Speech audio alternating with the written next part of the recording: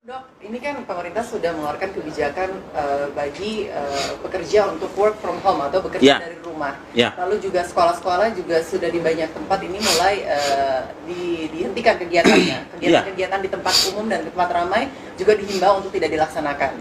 Apakah keputusan pemerintah ini sudah tepat untuk mencegah penyebaran virus COVID ini semakin meluas di Indonesia? Oke, saya akan kembali lagi ke konsep awal tadi bahwa hal paling indah dari virus itu adalah sekali lepas atau nggak sengaja lepas gitu, itu nggak akan ada satupun manusia di dunia yang bisa menghentikan.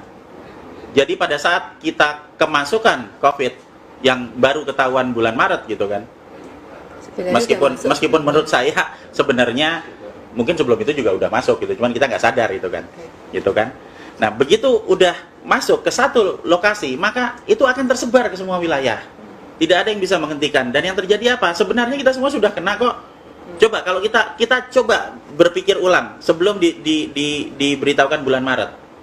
Apakah sebelum itu misalnya pas bulan Februari, apakah kita pernah merasakan tiba-tiba sakit, pilek, demam, dan kemudian pernah kan? Karena saya mengalami hal yang sama. Pas pada saat saya pulang dari pasar, istri saya mengalami hal yang sama, anak saya mengalami hal yang sama. Hampir sebagian besar orang mengalami hal yang sama, tapi baru ketahuan kan bulan Maret. Nah pertanyaannya, kok kita bisa ngobrol-ngobrol di sini nggak ada yang mati? Terus apa yang terjadi? Yang terjadi adalah sistem keamanan, sistem imun tubuh kita berkembang. Kalau sudah yang kena, coba Mbak ingat-ingat deh, pernah kena bulan Februari toh? Iya, betul. Terus bulan Maret diumumkan. Iya. Sudah itu Mbak sakit lagi enggak? Enggak. Lah ya itu berarti sudah kebal toh? Kayak divaksin. Karena kita sudah dapat vaksin. Jadi imun diri kita sendiri yang melawan virus yang... Betul. Terus ada sel memori nanti. Ada. Jadi di dalam sistem kekebalan tubuh kita ini basic immunology. Basic immunology bukan mengenai antibody, tapi mengenai sel memori. Sel memori itu adalah sel di dalam sistem tubuh kita, sistem imun tubuh kita yang nanti akan menyimpan data apa aja yang pernah masuk ke tubuh kita. Misalnya mbaknya pernah kena COVID bulan misalnya ya, atau jangan COVID lah, penyakit apa sih yang kira-kira gampang, flu aja lah ya kan. Kalau dibilang COVID ntar kan jadi paranoid soalnya. Hepatitis. Jadi misalnya udah pernah kena flu di bulan Februari misalnya. Nah nanti kita akan sakit, itu normal selama sampai 7 hari. Kemudian di hari ke-7 antibodi kita keluar kan. Nah di dalam 7 hari itu tubuh kita berusaha memasukkan data virus flu itu ke dalam sel memori. Nah sesudah itu nanti di hari ke-7 antibodi keluar. Di hari ke-14 kita sudah kebal. Sudah sembuh total. Seperti 1, 2, 3 itu kan, pasiennya dia bisa sembuh total. Nah, sesudah itu kemudian pada saat kita jalan-jalan lagi keluar, karena sekarang kan virusnya nyebar kemana-mana kan? Iya. Kemudian kita kena lagi kan? Oke. Respon imun yang kedua itu tidak 7 hari.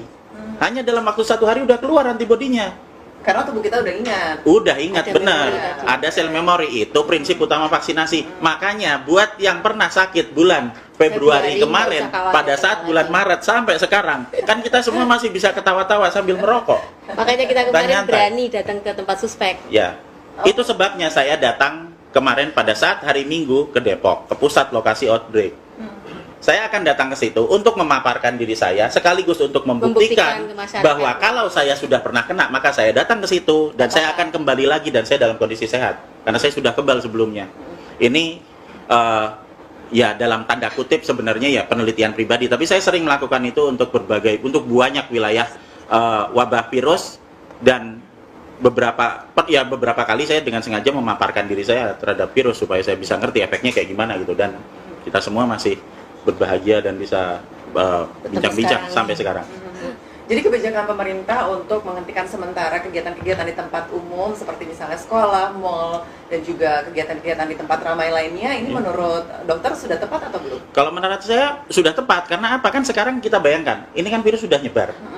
Berarti kenapa sih 14 hari? Karena di 14 hari kan sistem imun kita sudah berkembang, kita akan kebal. Orang yang sudah pernah kena akan beristirahat di rumah dan mengurangi paparan virus yang masuk ke dalam, sehingga dia sudah pernah kena nih sedikit, dia akan bisa mengembangkan sistem antibodinya untuk lebih banyak dan lebih mudah karena nggak kena lagi di sana. Iya kan? Itu. Sementara yang belum kena akan mengurangi risiko paparan toh? Betul. Bener. Nah, sementara yang sudah terlanjur sakit parah bisa di rumah supaya dia tidak nularin orang-orang yang ada di sekitarnya. Jadi kalau dibilang kita mau istilahnya kita menjaga diri di dalam rumah, ya kan, membatasi kegiatan sosial atau kegiatan berkumpul, menurut saya sudah tepat. Dan ini bukan lockdown, bukan, sama sekali bukan lockdown. Jadi orang-orang kan bilangnya heboh, wah ini ada lockdown seperti itu, seakan-akan seluruh kegiatan berhenti semuanya, total. Lockdown itu ditutup katanya. Ya, jadi pemahamannya sebenarnya agak keliru ya dok ya, istilah lockdown itu dengan penghentian sementara. Betul sekali, dan kita harus hati-hati dengan term ini ya, karena term atau istilah ini akan sangat mudah dimain-mainkan.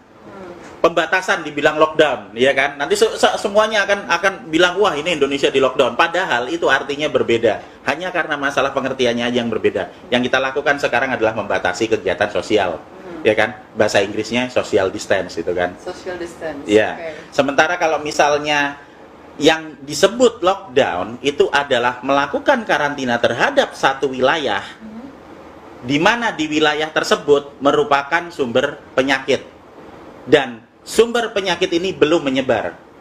Itu sebabnya Cina melakukan lockdown terhadap Wuhan. Di karantina seperti itu ya dok? Iya, supaya tidak nyebar ke Shanghai sama Hong Kong kan gitu. Okay. Dan memang tidak kesebar ke sana. Nah, sementara jadi lockdown hanya efektif bekerja jika kita tahu sumber lokasinya di mana. Epicentrumnya di mana? Tutup semuanya di situ, ya kan?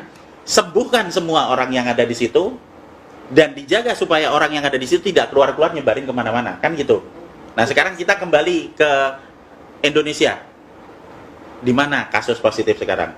Jakarta, Bandung, Semarang, Solo, udah nyebar kemana-mana. Nah apa yang mau di lockdown? Udah nyebar kemana-mana. Kita tidak bisa melakukan lockdown untuk kasus di mana penyakit sudah terlanjur menyebar. Yang bisa kita lakukan adalah kita berusaha untuk mengajari, mengedukasi setiap warga, setiap rakyat Indonesia yang ada, supaya sadar bahwa jika mereka sakit, apa yang harus dilakukan secara mandiri. Vitamin E, vitamin C itu murah, sabun ada banyak di mana-mana, kita semua bisa meningkatkan kualitas kesehatan kita, plus kita akan bisa untuk membasmi virus yang ada di lapangan, kalau kita kerjakan bareng-bareng. Karena kita nggak bisa menggantungkan sekian banyak rakyat hanya untuk beberapa rumah sakit yang malah akan tambah bikin chaos. Inti dari penyakit, inti dari wabah ini sebenarnya kan ada di penyakitnya. Efek yang berlanjut, chaos, teror, panik yang ada di kepala, yang sebenarnya hal yang ditakutkan itu nggak pernah terjadi. Kita membayangkan kayak yang di video-video orang pada mati gelimpangan. Sementara begitu kita sadar tidak lihat HP nih, kita keluar, kita beli mie ayam di depan dan nggak ada orang mati di luar. Padahal sudah terbukti video itu hoax, tapi tetap aja masyarakat karena ada ketakutan berlebihan itu ya dok ya. Kalau misalnya karena terus menerus. Jadi kalau saya bilang di depan sana itu nanti di bawah pohon itu kan nanti ada kuntilanak tuh ya. Kalau kita semua nanti ke sana, nanti kita akan dicekek sama kuntilanak. Saya akan bilang itu setiap 2 jam sekali. Sampai anak cucu. Semua orang di kantor ini nggak ada yang berani lewat situ. Padahal kalau kita datang ke situ kuntilanaknya juga nggak ada.